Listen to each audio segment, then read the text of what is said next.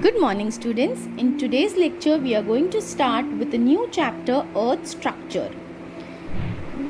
So before that, I have one question. How would we know what is deep inside the structure of the Earth or deep inside beneath the Earth? Because it is so hot, 4000 degrees Celsius, heating, burning, so we couldn't reach. So how we know? We know because of the volcanoes. The volcanoes rises to the surface of the earth from the magma chamber deep inside the earth, from which we have studied, the scientists have studied the material coming out of the volcano. So we came to know what constitutes the interior of the earth. Keeping in the mind the theories of the origin of the earth, scientists study about the meteoroids which fall on the surface of the earth and the material which constitutes earth from the volcanic activities, from the lava. So today we are going to learn about earth structure. The earth is made up of several concentric layers. The outer layer is the earth crust, which we call as lithosphere. Then parts of the earth crust that are immersed under the ocean and the sea are known as hydrosphere. Extending upward, the earth is enveloped by the blanket of gases which makes up of atmosphere. Now, inner core, outer core and mantle core, it is beneath the earth. What is the chemical composition of the earth? That we will learn now. The lithosphere or the outermost crust of the earth is the thinnest layer, which we call it as crust. If you can see in the diagram, okay, your inner core and outer core is there. The outermost layer, which is the thinnest layer, is known as crust. Also the surface of the earth we all very well known about, we call it lithosphere. It is made up of large content of silicates, feldspar, mica.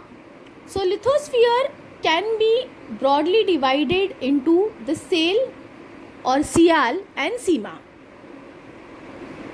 Sial appears to float above Sima because it has less density. The name Sial is taken from silica, that is Si, and aluminium, that is Al.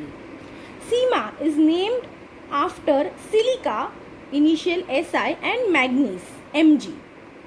Sial layer forms the continent while Sima makes up ocean floor. So, this is the chemical composition of lithosphere. The core of the earth is the inner part. The core of the earth is called knife, N-I-F-E. It is made up of nickel, Ni, and iron, Fe.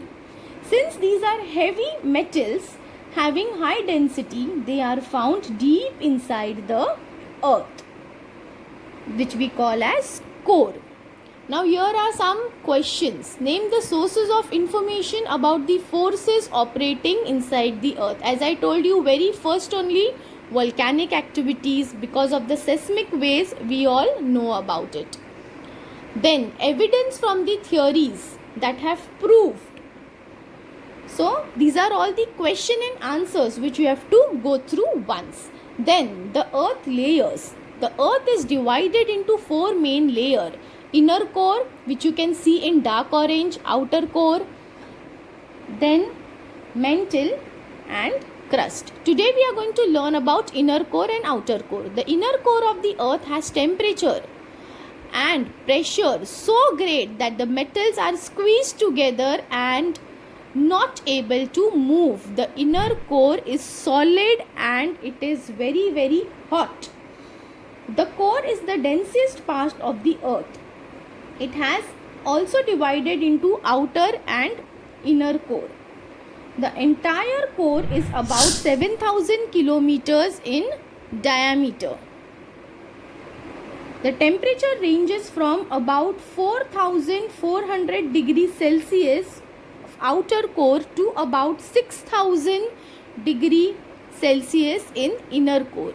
The outer core of the earth is like a ball of very hot metals. The outer core is in liquid state.